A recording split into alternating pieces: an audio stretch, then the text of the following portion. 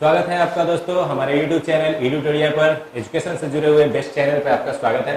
इसमें हम लोग आज जो चैप्टर अध्ययन कर रहे हैं वो ग्लोब है, जो कि एक ज्योग्राफी का बहुत ही बेहतर चैप्टर है। इससे जुड़े हुए कई समस्याएं बहुत सारे स्टूडेंट को बनी रहती है। कई बार तो वो ग्लोब को समझ नहीं पाते हैं और काफ़ी समय लग जाता है उनको समझने में। कैसे उसको हम बेहतर ढंग से समझ सकते हैं और इससे जुड़े हुए प्रश्नों को आसानी से हल कर सकते हैं, इसी पर आज का हमारा ये वीडियो आधारित है। लास्ट तक देखिएगा, काफी अच्छा लगेगा और अगर अच्छा लगा तो इसे सब्सक्राइब कीजिएगा और अपने दोस्तों को शेयर कीजिए। सबसे पहले ग्लोब क्या है? ग्लोब एक पृथ्वी का काल्पनिक नमूना है जिसका उपयोग पृथ्वी के अध्ययन के लिए करके किया गया था। इस पर दो प्रकार की रेखाएं खींची जाती हैं जिन्हें हम अक्षांश और देशांतर के नाम से जानते हैं। तो पूरे ग्लोब के अध्ययन के द्वारा हम अक्षांश और देशांतर को ही बेहतर ढंग से समझने का प्रयास करें। सबसे पहले पृथ्वी को ग्लोब के रूप में बनाते हैं और एक रेखा जो 0 डिग्री है, जो पूरी तरह से पृथ्वी को दो बराबर भागों में विभाजित करती है, उसको हम लोग कहते हैं विषुवत रेखा। इसे इक्वेटर भी कहते हैं। यह विषुवत रेखा पृथ्वी को दो बराबर भागों में विभाजित करती है। इसके ऊपर वाले ध्रुव को हम लोग नॉर्थ पोल यानी उत्तरी ध्रुव कहते हैं और नीचे वाले ध्रुव को साउथ पोल यानी दक्षिणी ध्रुव कहते हैं। इस विषुवत रेखा पर कुल 100, इसके ऊपर की ओर देखें तो 90 रेखाएं खींची गई हैं और नीचे की ओर 90 रेखाएं खींची गई हैं। इस प्रकार से दक्षिणी 90 अक्षांश रेखाएं हैं और उत्तर की ओर कुल 90 अक्षांश रेखाएं हैं। इनमें कुछ रेखाएं विशेष रूप से अधिक महत्वपूर्ण हैं जिनसे जुड़े हुए प्रश्न एग्जाम में पूछे जाते हैं। जैसे नीचे की अगर 23.5 डिग्री पर जो अक्षांश रेखा है उसको हम लोग मकर रेखा कहते हैं। ऊपर की ओर जो 23.5 डिग्री पर जो अक्षांश रेखा है उसको हम लोग कर्क रेखा कहते हैं। फिर नीचे की ओर जो 66.5 डिग्री पर अक्षांश रेखा है उसको अंटार्कटिक रेखा या वृत्त कहते हैं। उसी तरह से ऊपर की ओर चलते हैं तो जो 66.5 डिग्री पर रेखा है उसे आर्कटिक रेखा कहते हैं। तो ये अक्षांश रेखाएं हैं जो कुछ महत्वपूर्ण अक्षांश रेखाएं हैं। अब आते हैं इसमें से कुछ पॉइंट्स देख लेते हैं। पॉइंट्स ये देखना है कि कुल 90 ऊपर अक्षांश रेखाएं हैं, कुल 90 नीचे अक्षांश रेखाएं और एक विषुवत रेखा को अगर ऐड कर दिया जाता है तो इस प्रकार से टोटल अक्षांश रेखाओं की संख्या 181 हो जाती है। कई बार यही सिंपल क्वेश्चन पूछ दिया जाता है और स्टूडेंट 90 आंसर करके आ जाते हैं। अगर ऑप्शन में 181 नहीं हो तो निश्चित रूप से हम 180 आंसर देंगे, नहीं तो 0 डिग्री भी एक तरह का अक्षांश रेखा है। यह जो विषुवत रेखा है यह पृथ्वी को दो बराबर में भागों में विभाजित करने के बाद इसके ऊपर वाले भाग को जो आधा बच जाता है इसको हम लोग उत्तरी गोलार्ध कहते हैं और नीचे वाले आधे भाग को दक्षिणी गोलार्ध कहते हैं। इसी में भारत जो है वो हमारा यहाँ स्थित है, तो ये उत्तरी और पूर्वी गोलार्ध कहा जाता है। आइए अब थोड़ा सा देशांतर रेखा का अध्ययन करते हैं। तो दोनों ध्रुवों को मिलाने वाली रेखा को हम लोग देशांतर रेखा कहते हैं और इस प्रकार से ये हमारा ग्लोब बन जाता है और दोनों रेखाओं का बखूबी यूज करके इस ग्लोब का निर्माण किया गया है। अब आते हैं देशांतर रेखा की संख्या कितनी है। तो एक 0 डिग्री को देशांतर रेखा माना गया है और उससे इस तरफ बढ़ते हुए टोटल 180 देशांतर रेखाएं हैं और इस तरफ बढ़ते हुए टोटल 180 देशांतर रेखाएं। इस प्रकार से 180 और प्लस 180 यानी 360 देशांतर रेखाएं ग्लोब पर खींची गई है। ग्लोब पर जैसे ऊपर वाले भाग को उत्तर, नीचे वाले भाग को दक्षिण कहते हैं, उसी तरह से इस तरफ के भाग को ईस्ट यानी पूरब कहते हैं और इस तरफ के भाग को पश्चिम कहते हैं। इस तरफ जो देशांतर रेखाएं खींची जाती हैं उनको पूर्वी देशांतर और इस तरफ जो रेखाएं खींची जाती हैं उनको पश्चिमी देशांतर कहा जाता है। और पूर्वी देशांतरों की संख्या 180, पश्चिमी देशांतरों की संख्या 180 और टोटल देशांतरों की संख्या 360। अब आते हैं कि इससे क्वेश्चन क्या बनता है। सबसे पहले अक्षांश रेखाओं के विषय में जानकारी लेते हैं। अक्षांश रेखाएं जो खींची गई हैं क्रमागत रूप से, उनके बीच की दूरी, ये क्वेश्चन कई बार एग्जाम में पूछे जाते हैं कि दो अक्षांश रेखाएं जो क्रमागत खींची है उनके बीच की दूरी क्या होती है। हमेशा किसी भी जगह पे इनके बीच की दूरी 111 किलोमीटर ही होती है। ये आपके लिए बहुत ही इंपॉर्टेंट रहेगा कि दो क्रमागत अक्षांश रेखाओं के बीच की दूरी कितनी होती है, 111 किलोमीटर होती है। अब ये 111 111 इसी तरह से नीचे की ओर आएंगे, फिर ऊपर की ओर जाते हैं। ये अक्षांश रेखाएं वास्तव में क्या करते हैं, तो ये पृथ्वी के टेम्परेचर को दिखाते हैं कि कहां पर तापमान कैसा है। ये अक्षांश रेखाओं का उपयोग जलवायु के निर्धारण में कई बार किए जाते हैं, तो काफी उपयोगी होता है ये अक्षांश रेखा।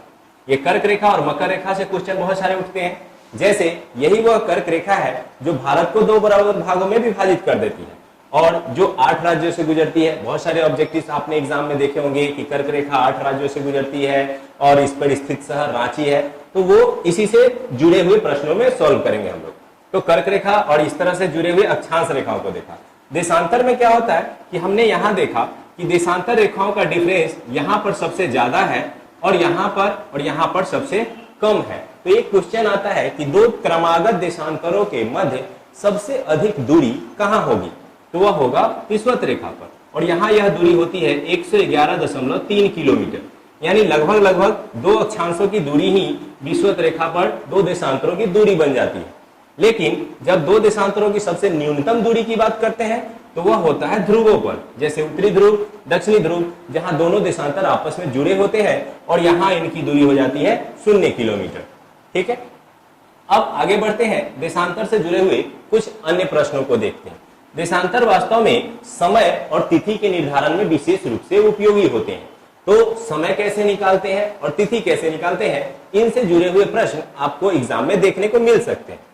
तो क्या होता है कि समय किसी भी 2 देशांतर क्रमागत देशांतरों के बीच जो समय का अंतर होता है वह 4 मिनट का होता है, और इसी से प्रश्न बनते हैं। जब पूरब की ओर हम जाते हैं तो 4 मिनट प्लस हो जाते हैं, और जब पश्चिम की ओर आते हैं तो 4 मिनट माइनस हो जाते हैं, और इन्हीं का उपयोग किया जाता है समय को निकालने में। इसके संबंध में 2-3 क्वेश्चन को ध्यान दीजिएगा।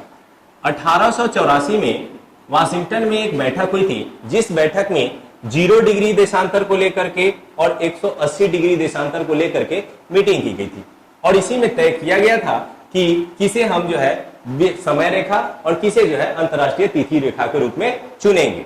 तो यह हुआ था 0 डिग्री देशांतर। अब याद रखने के लिए हम लोग कई बार कुछ ट्रिक्स यूज करते हैं। जैसे आप लोग पढ़े होंगे कि कांग्रेस की स्थापना 1885 में हुई थी, तो उससे 1 साल पहले याद रख लेना है कि समय और तिथि रेखा का उपयोग कब किया गया था, 1884 में। इस तरह से हम लोग ट्रिक्स का यूज करके भी याद रखते हैं। चलिए आते हैं फिर से इस पॉइंट पे आते हैं। क्या हुआ, इस 1884 में एक रेखा को 0 डिग्री देशांतर माना गया, और इसी 0 डिग्री देशांतर रेखा को कहा जाता है प्रधान समय रेखा।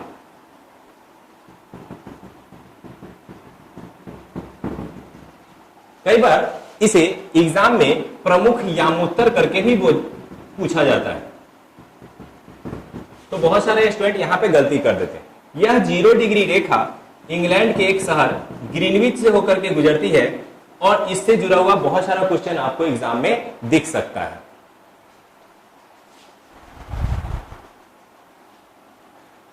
जीरो डिग्री देशांतर को प्रधान समय रेखा कहते हैं, और यह ग्रीनविच से होकर के गुजरती है, जो इंग्लैंड में यानी ब्रिटेन में यह शहर है। यह 0 डिग्री देशांतर पूरे विश्व में समय निकालने के लिए उपयोग में लाया जाता है। यह 0 डिग्री ही है जिसके माध्यम से भारत का और किसी अन्य देश का समय निकाला जाता है। जब पूरब की ओर बढ़ेंगे 4 मिनट। जैसे भारत का प्रधान समय रेखा है वो 82.5 डिग्री है। आप लोग ये पढ़े होंगे कि भारत का प्रमुख समय रेखा 82.5 डिग्री है। यह 82.5 डिग्री है, इसको हम लोग अब मल्टीप्लाई करेंगे, इसको मल्टीप्लाई करेंगे 4 से, यहां आएगा 330 मिनट, और 330 मिनट को घंटे में अगर चेंज करते हैं तो यह होगा 5:30, यानी भारत का समय पूरब में है और भारत 5 घंटे 30 मिनट ग्रीनविच से आगे है। जैसे अगर क्वेश्चन आपसे पूछा जाता है कि यदि प्रधान समय रेखा पर 5 बज रहे हैं तो भारत में कितने बज रहे होंगे, तो क्या करेंगे हम उसमें 5:30 प्लस कर देंगे। तो वहां अगर 5 बज रहे हैं तो यहाँ 10:30 हो रहे होंगे। इस तरह से किसी भी देश के समय को निकाला जा सकता है यदि उसके प्रमुख समय रेखा का मान पता हो। अब आते हैं, इस तरह से 0 डिग्री से बढ़ते क्रम में हर 15 डिग्री बढ़ने के बाद 1 घंटा समय बढ़ जाता है, और इस तरह से टोटल 24 घंटे होते हैं। इस प्रकार से पूरे विश्व को 24 टाइम जोनों में विभाजित किया गया है। अगर कोई देश इस प्रधान समय रेखा के पश्चिम में स्थित है तो क्या होगा, वहां भी हम वही करेंगे जो उस तरफ किया था। अगर इधर 30 डिग्री पे कोई देश स्थित है तो 30 में 4 से मल्टीप्लाई करेंगे, 120 मिनट आएगा जो कि 2 घंटा हो जाएगा। यानी यहां अगर 12 बज रहा है 0 डिग्री पे तो इस तरफ हम माइनस करेंगे, यानी 2 घंटा पीछे, यानी 10 बज रहे हैं। और जब हम पूरब की ओर जाएंगे तो वहां टाइम बढ़ेगा और वहां 5 घंटे 30 मिनट यानी भारत का आगे हो जाएगा। इस तरह से हम इसकी मदद से समय को निकालने का प्रयास करते हैं और तिथि भी इसी से निकाले जाते हैं। अब आते हैं तिथि कैसे निकालते हैं। क्या होता है कि जब यह ग्लोब गोल है तो यहाँ पे 0 डिग्री है, सेम इसके अपोजिट में, पृथ्वी के अपोजिट साइड में 180 डिग्री देशांतर है जो दोनों तरफ से कॉमन होते हैं। जैसे 179 इधर से जाएंगे, 179 इधर से जाएंगे और मिलेगा 180। इस 180 180 डिग्री देशांतर को कहा जाता है प्रधान तिथि रेखा। यानी डेट निकालने के लिए अगर हम किसी रेखा का उपयोग करते हैं तो वह होता है 180 डिग्री देशांतर। इससे जो पूरब की तरफ जो देश होते हैं वहां अगर समय यानी तिथि 24 तारीख है तो इसके विपरीत पश्चिम दिशा में 23 तारीख होंगे, और यदि यहाँ 25 हो जाता है तो इस तरफ 24 हो जाएंगे। और इस तरह से पूरे पृथ्वी पर जो तिथि है वो भिन्न भिन्न होते रहते हैं और इसी से निर्धारित होता है पूरे पृथ्वी पर तिथि। तो ये क्वेश्चन बहुत सारे एग्जाम में आते हैं कि किस रेखा का उपयोग तिथि रेखा के रूप में किया जाता है, किस रेखा का उपयोग समय रेखा के रूप में किया जाता है। तो 0 डिग्री का उपयोग हम लोग समय रेखा के रूप में करते हैं, 180 डिग्री का उपयोग हम लोग तिथि रेखा के रूप में करते हैं। अब यहाँ पे आते हैं, फिर से ग्लोब के कुछ मुख्य पोर्शन को देखते हैं। तो अक्षांश रेखाएं वास्तव में पृथ्वी पर होने वाले टेम्परेचर और पृथ्वी पर आने वाले उष्मा से निर्धारित करते हैं और यह पृथ्वी के विभिन्न क्षेत्रों में उष्मा के प्रभाव को दिखाते हैं, जबकि देशांतर रेखा किसी भी क्षेत्र के विशेष रूप से समय और तिथि को निर्धारित करने में विशेष उपयोगी साबित होते हैं। इस वीडियो में हम लोग खास करके आज हमने देखा कि ग्लोब क्या होते हैं, अक्षांश क्या होते हैं, देशांतर क्या होते हैं। इससे जुड़े हुए एक और वीडियो आपके सामने आएंगे, जल्द ही हम उसको अपलोड करेंगे, जिसमें इससे आगे की जानकारियां जुड़ी रहेंगी और इससे बनने वाले क्वेश्चंस को हम लोग उसमें डील करेंगे।